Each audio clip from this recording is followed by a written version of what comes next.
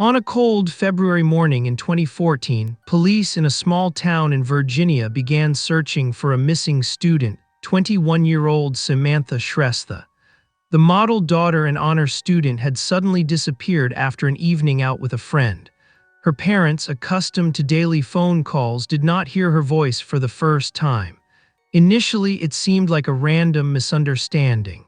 But soon, circumstances began to form a chilling picture. Samantha Shrestha was born in Nepal to Draurani and Raja S. Shrestha.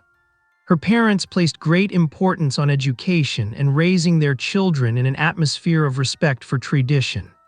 When Samantha was 3 years old, her family decided to emigrate to the United States in search of better opportunities. Their choice fell on the small town of Vienna, Virginia, known for its friendly attitude towards immigrants, especially those from South Asia. Samantha's adaptation to the new country was successful. Although her family continued to speak their native Nepali at home, the girl quickly learned English and seamlessly integrated into the school community. Her teachers attested to her excellent learning ability, and her classmates remembered her as a smiling and friendly girl. During her school years, Samantha developed a special interest in the exact sciences, particularly biology and psychology, which laid the foundation for her later professional interests. A key event in her life was the tragic death of her older sister Manisha, who died in an accident. This incident deeply affected Samantha and her family, but for the girl herself, it became an incentive to develop further. She decided to dedicate herself to medicine to help people and prevent tragedies. In high school, Samantha actively participated in volunteer projects, allowing her to recognize the importance of medicine in practice. After high school, she enrolled at the University of Virginia, where she chose biology and psychology as her main subjects. Samantha was always highly motivated and well-organized. She set ambitious goals and achieved them. Her dream was to study medicine, become a doctor, and contribute to improving people's lives. Jessica Ewing grew up in a completely different environment. She spent her childhood in a strict Baptist family in Aston, Maryland. Her parents raised her according to rigid religious principles, where any deviation from established norms was considered unacceptable. During her childhood, Jessica experienced a personal trauma that significantly affected her psychological state. It was an episode of violence by a family friend. She never spoke to her family about this experience and tried to hide her experiences. When she attended university, Jessica tried to detach herself from the oppressive religious environment and focus on her studies. She chose two main subjects, biology and fish farming. Her inner conflicts, however, did not let her go. Jessica began to realize that her attraction to girls contradicted the beliefs instilled in her by her family. This caused her constant anxieties, which she couldn't cope with alone. At the University of Virginia in 2012, Jessica met Samantha. Their first encounter took place during a university lecture. Samantha impressed Jessica with her energy and kindness. Gradually, their communication grew closer. They often discussed their studies, exchanged opinions on scientific topics, and prepared for classes together. For Samantha, friendship was part of her open and friendly nature. For Jessica, however, it quickly took on a different hue. Her interest in Samantha began to cross the boundaries of normal interaction. The attention she paid to her friend often seemed too personal to her. But Samantha, busy with her studies and building her career, didn't notice that the friendship was becoming something more for Jessica. Thus began a relationship that would eventually play a key role in their lives. Jessica increasingly sought reasons to spend time with Samantha, while Samantha considered this part of a normal friendship. At that time, no one in their circle suspected that this relationship would one day lead to a tragedy. Meanwhile, Samantha developed a relationship with another person. She began a relationship with Scott Marcel, an older student focused on his law studies. Their relationship began with light contact but soon developed into something more serious. Scott was fascinated by Samantha from the first days, and despite her demanding studies, she paid him a lot of attention. The two supported each other in pursuing their ambitious goals, which only strengthened their relationship. For Jessica, the relationship between Samantha and Scott was a source of great distress. She felt jealousy that she couldn't openly express. It annoyed her that Samantha spent less and less time with her, preferring dates and meetings with Scott instead. Every small thing, such as the mention of Scott in a conversation, irritated Jessica and intensified her desire to be in the young man's place. Jessica withdrew more and more, avoiding talking about her feelings even with her closest friends. She felt that no one around her could understand her. The only place where she could express her feelings in any way was in her diary entries. In them, she described her pain and confusion. Over time, her emotional state began to affect her daily life. Jessica started avoiding Scott, taking care not to encounter him on campus. This was not only due to her jealousy, but also her fear that he might notice her behavior towards Samantha. At the same time, she tried to be a good friend to Samantha, but her inner tension prevented her from maintaining her former ease in communication. The situation was exacerbated by the fact that Samantha regarded Jessica exclusively as a friend. She could talk to her about personal topics, share her future plans with her, but she never saw their friendship as anything more. For Samantha, her romance with Scott took priority, and she tried to maintain as close a relationship with him as possible. This fact finally convinced Jessica that her feelings were unrequited. To cope with her growing inner discomfort, Jessica sought help from university counseling. But even after that, her emotional instability did not subside. Every time Samantha mentioned Scott or talked about her romantic plans, Jessica felt overwhelmed by anger and resentment. She began to blame herself for her feelings but couldn't find a way to get rid of them. One of the turning points in Jessica and Samantha's relationship was a phase that began with a casual conversation. During one of their meetings, they talked about movies, and Samantha mentioned that she had never seen a particular film. Jessica, pleased at the opportunity to spend more time with her, offered to watch the film together. For Samantha, it was a friendly suggestion which she agreed to without much thought. For Jessica, in turn, it was an opportunity to get closer to Samantha, hoping to develop their relationship. When they met on the agreed day, Jessica had meticulously prepared. She had thought of every detail to create a cozy atmosphere. She expected this meeting to take their relationship a step further. Samantha, on the other hand, approached the meeting calmly and serenely. This was the first sign of the difference in their perceptions. Jessica perceived the evening as an important event, while Samantha saw it as a casual movie night with a friend. While watching the film, Jessica felt increasingly tense. Her attention was not on the plot of the movie, but on Samantha, who was sitting next to her. It seemed to her that this was the perfect moment to finally express her feelings. At some point, she made a decision. Jessica interrupted the conversation about the film and made an uncertain move. She moved closer to Samantha and suggested they try a kiss, seemingly in jest. Samantha was surprised but didn't take it seriously. She viewed it as a kind of experiment dictated by curiosity. Without much thought, she agreed, considering it another unusual friendly prank. For Jessica, however, the moment was a confirmation of her hopes. She took the kiss as a sign that her feelings were reciprocated.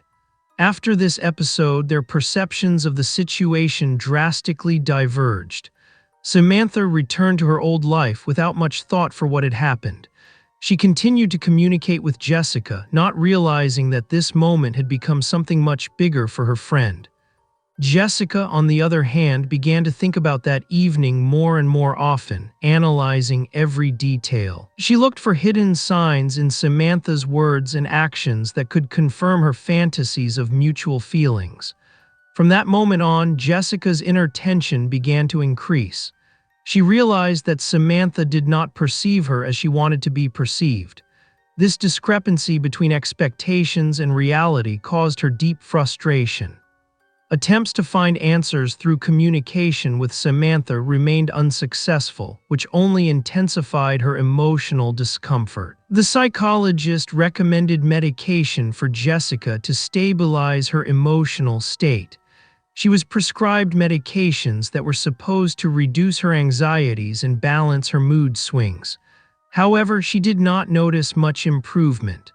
The problem was that Jessica did not want to tell the therapist the whole truth about her feelings, withholding the details of her relationship to Samantha. This prevented the therapist from correctly assessing her condition and offering effective help. At the same time, Jessica tried to find solace in talking with her friends. She spoke with them about her experiences, avoiding specifically mentioning Samantha, but gradually realized that the people around her could not offer the support she hoped for. Her descriptions of her emotional discomfort were dismissed as mere complaints, and her attempts to seek advice ended in general recommendations. This further intensified her feeling of isolation. Meanwhile, Samantha delved deeper into her studies. After being accepted into the University of Pennsylvania Medical School, she focused on preparing for her future studies. Her schedule became increasingly full and her priorities shifted to professional achievement. She spent less time with friends, including Jessica, and focused almost exclusively on her career. For her, this phase of life was the beginning of realizing her long-cherished dream of becoming a doctor. Against this backdrop, Jessica began to obsessively think about how she could restore her former intimacy with Samantha. She developed various communication scenarios in which she imagined explaining her feelings or trying to regain her friend's attention, but every conceived solution seemed inadequate to her. At some point, she began to think about more significant actions that could draw Samantha's attention back to her. One of the first indications of a fateful encounter was a conversation Jessica had with one of her friends. She mentioned that she wanted to arrange a special evening for Samantha so they could talk openly and clear up any unspoken feelings. She discussed the possible details of the meeting.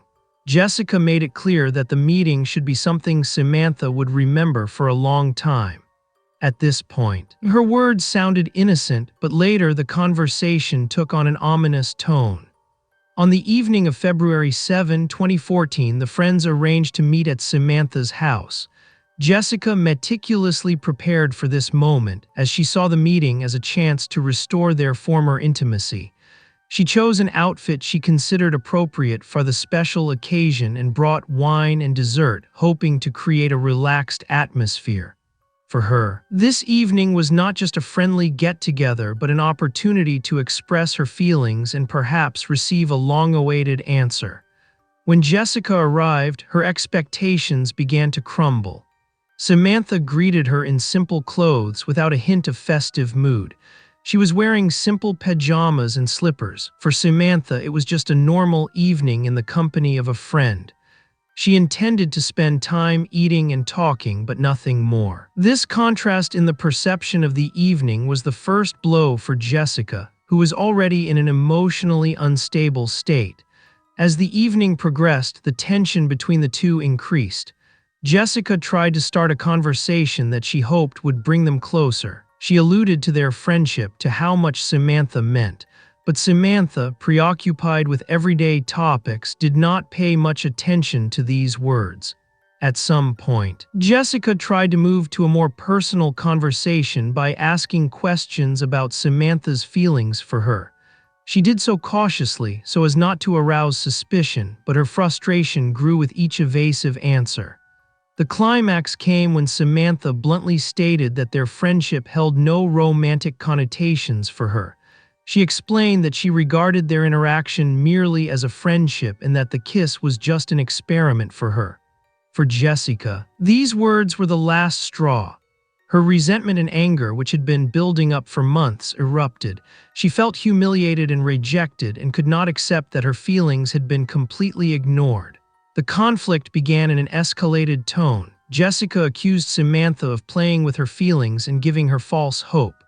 Samantha, confused by this reaction, tried to calm her down, but this only worsened the situation. Jessica became more and more aggressive. Her words turned into shouts and her gestures became threatening. Samantha tried to de-escalate the situation by offering to end the conversation, but this only intensified Jessica's outburst of rage. At some point, Jessica lost control of her emotions. She grabbed Samantha and tried to force her to listen. A brief struggle ensued between the two, during which Jessica used violence. Her actions were spontaneous and uncontrolled. In a fit of rage, she grabbed Samantha and began to press. Jessica did not immediately realize what she was doing, and only when Samantha stopped resisting did she realize what had happened. Her hands loosened and she stepped back, looking at the body lying before her. The moment she realized what she had done led to panic. Jessica couldn't believe that her anger and resentment had led to such a tragic outcome. She realized that she had done something irreversible, and the first few minutes after the incident were filled with chaotic thoughts of how she could cover up what had happened. There was only one question swirling in her mind. What should she do next? Jessica's first step was to hide the body. She wrapped it in a sleeping bag she found in Samantha's apartment and dragged it to her car, which was parked outside. She hoped to hide the body in such a way that it would look like a disappearance rather than a murder.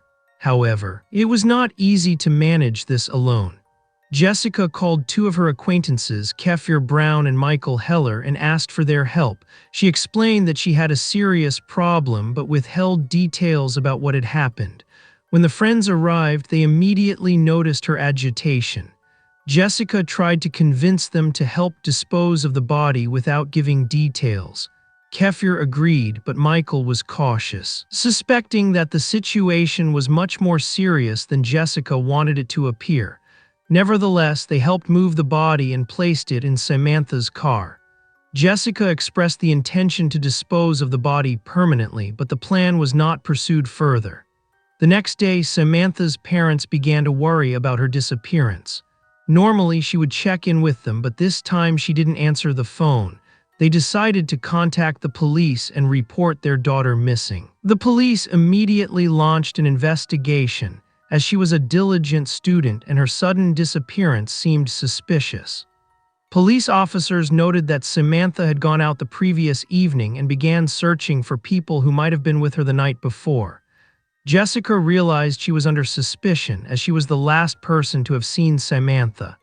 To avoid police attention, she appeared at the station with a lawyer and her parents, ostensibly to cooperate. During questioning, however, she refused to answer important questions, which made investigators suspicious. Her strange behavior attracted attention and she quickly became the main suspect. Concurrently, the police conducted a search of Samantha's apartment. The search revealed signs of a struggle and blood, indicating a violent incident. This confirmed the suspicion of a crime. Shortly thereafter, Samantha's car was impounded and her body was found inside. Jessica attempted to cover up the evidence, but her mistakes, including leaving footprints at the crime scene, quickly linked the police to the murder. A few days after Samantha's disappearance, Jessica was arrested. Her behavior raised even more questions. She was confused in her statements and clearly evaded explanations.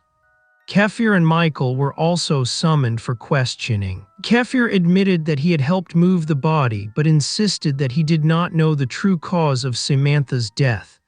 Michael immediately informed the police that he found Jessica's actions suspicious and refused further help. Jessica's arrest was the first step in solving the crime. Investigations were also launched against her friends who were involved in hiding the body. However, it was Jessica's mistakes and her uncertain behavior that enabled the police to quickly uncover the truth. The investigation began, and with each passing day, the facts became clearer and her guilt more apparent. Jessica's trial began in 2015 and attracted significant attention. The prosecution presented numerous pieces of evidence, including evidence of a struggle in Samantha's apartment, blood traces found at the crime scene, and surveillance footage showing Samantha's car, which Jessica drove on the day of her disappearance. Important evidence also included Samantha's belongings found in Jessica's car, among them her medical equipment and personal photos. During the hearing, Jessica initially denied her guilt, claiming her actions were caused by an emotional breakdown. However, under pressure from the evidence, she admitted her involvement in the murder.